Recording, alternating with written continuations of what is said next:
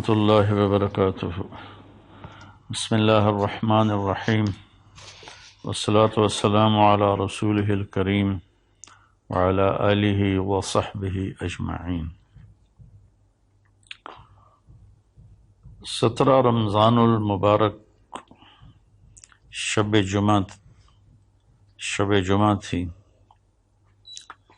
اور زمانہ تھا حضرت علی رضی اللہ تعالی عنہ۔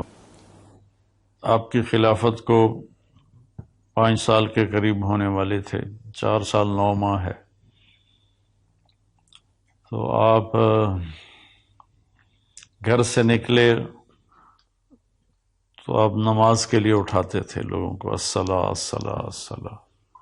جب مسجد کے دروازے میں داخل ہوئے تو وہاں خارجی عبد الرحمن بن ملجم چھپا ہوا تھا، اس نے آپ پر سیدھا وار کیا جو ایسے پیشانی کو چیرتا ہوا سر میں اتر گیا، اور آپ کی داڑھی خون سے بھر گئی۔ تو میں قربان جاؤں اہل بیت کے اخلاق۔ لوگوں نے جب اسے پکڑ لیا تو آپ نے فرمایا کہ احسنوا نزلہ، یہ مہمان ہے، اس کا اچھی طرح اکرام کرو، اور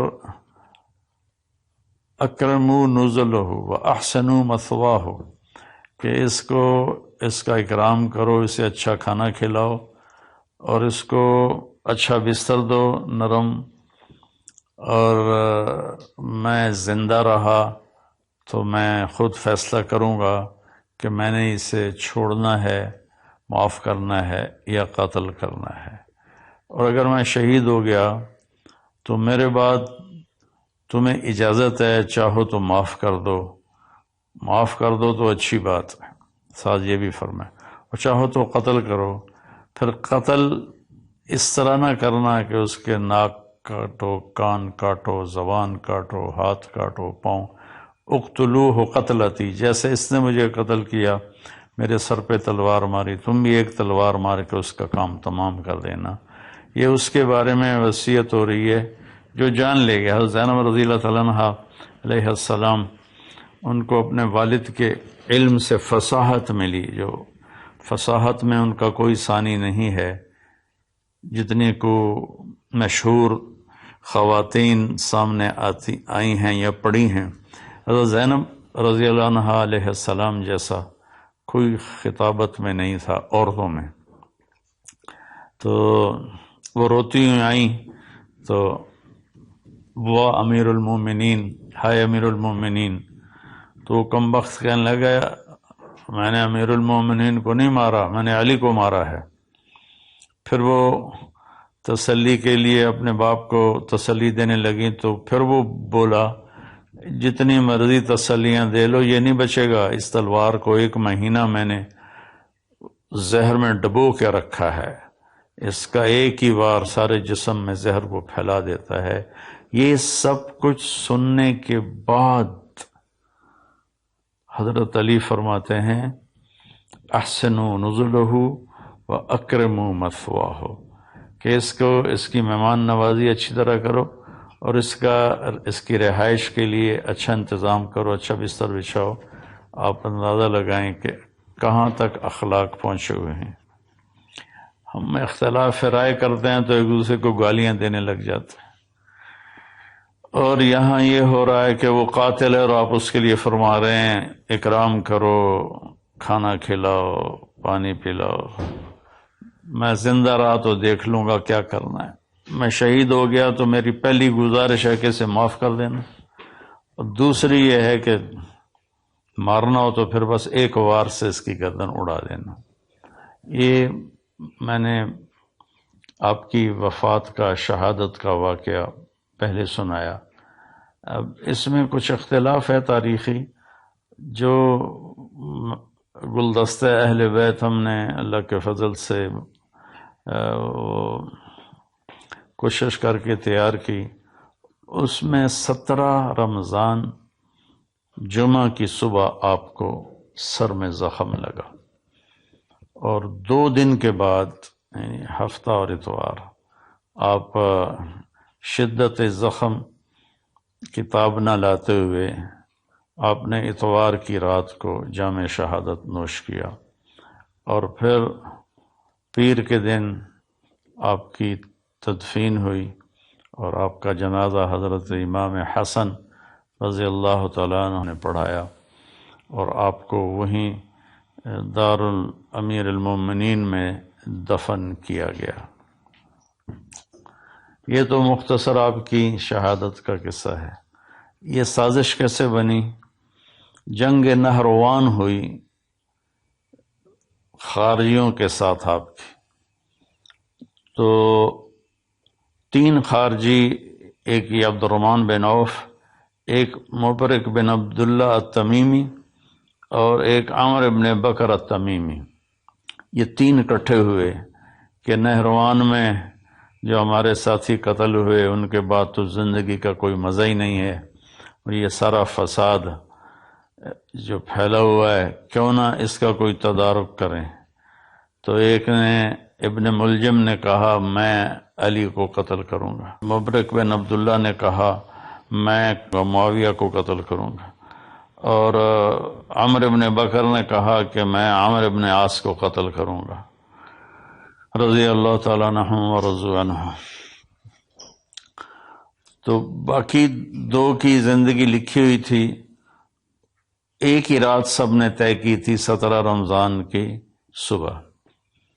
تو اس دن عمر بن عاص رضی اللہ تعالیٰ عنہ بیمار تھے، نماز پڑھانے نہیں آئے، تو ان کی جگہ جو آئے وہ مارے گئے، اور معاویہ رضی اللہ تعالیٰ عنہ پر اس نے وار کیا، تو آپ تھوڑا سا اپنی بیداری میں تھے، دائیں بائیں دیکھتے ہوئے، تو آپ نے اس کے وار کو خطا کر دیا، لیکن کمر مبارک پر تلوار کا زخم لگا، چونکہ تلوار تینوں کی تلواریں زہر آلود تھیں، تو ان کو زخم تو بہت بڑا لگا، لیکن آہستہ آہستہ اللہ تعالیٰ نے ان کو شفا دے دی اور وہ محفوظ ہوئے۔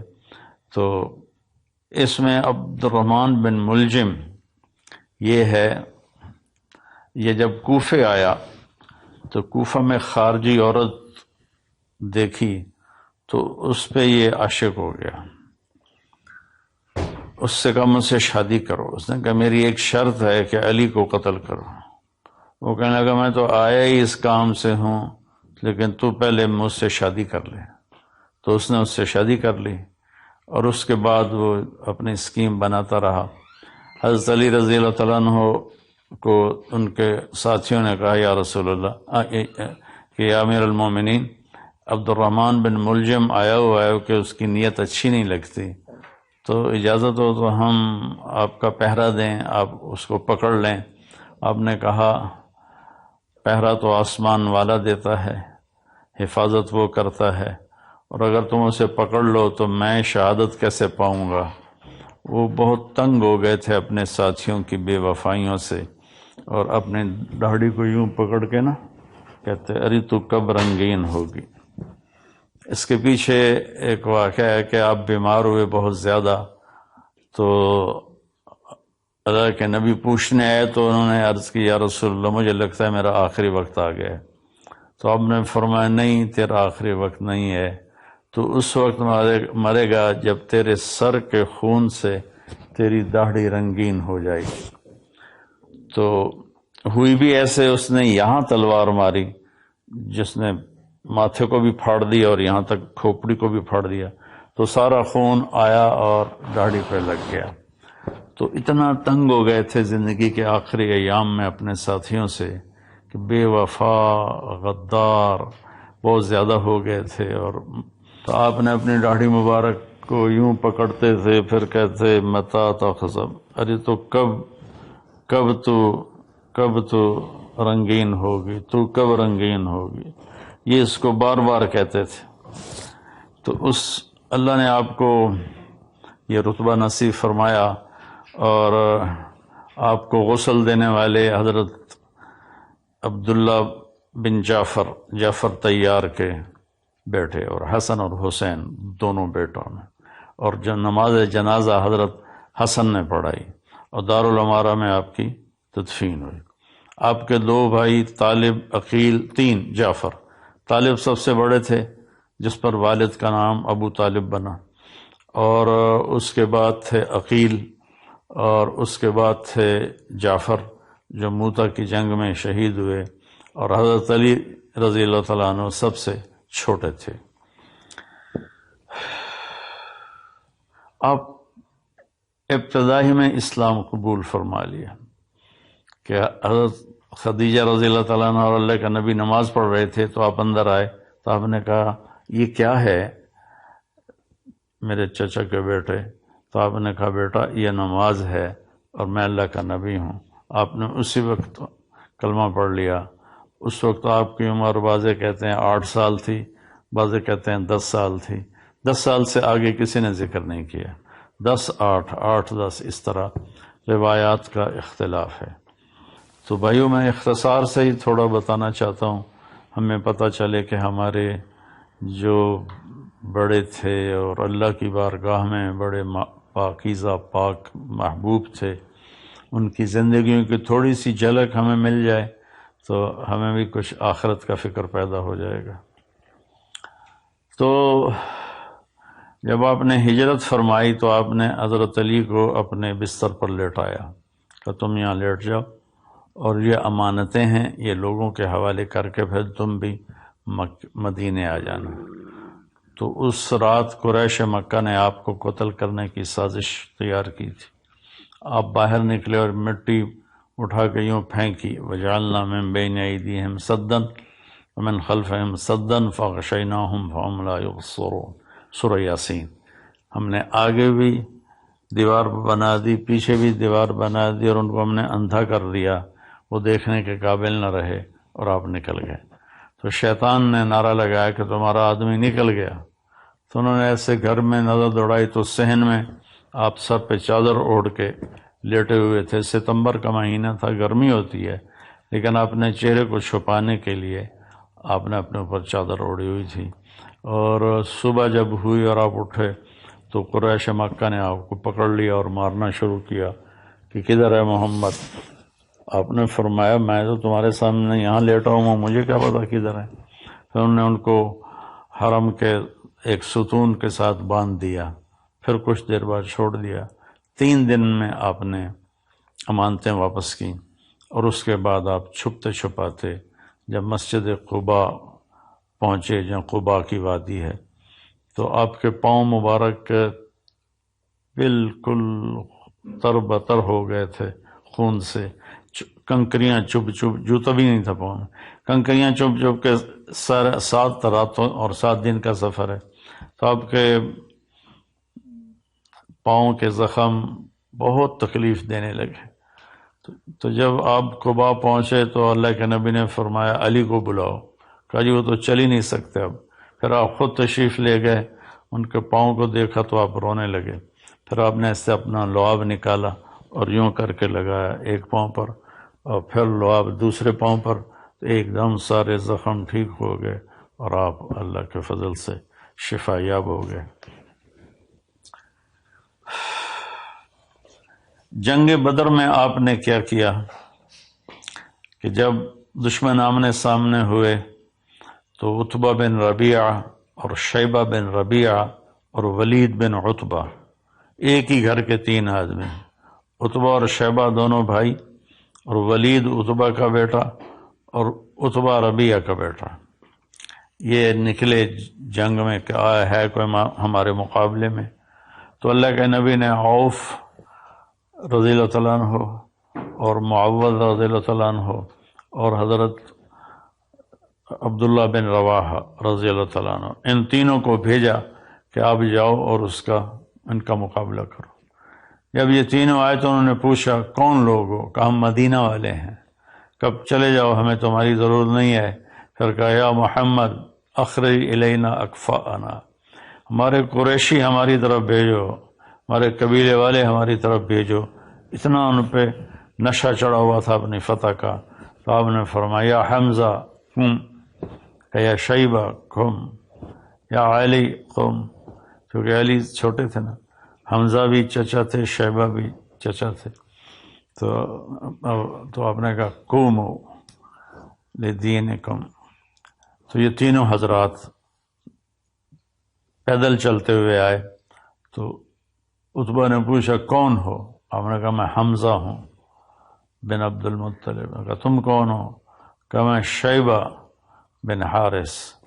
تم کون ہو؟ کہا میں علی بن ابی طالب. کہنے اب مقابلہ ٹھیک ہے. تو تینوں نے ایک دوسرے پر وار کیے.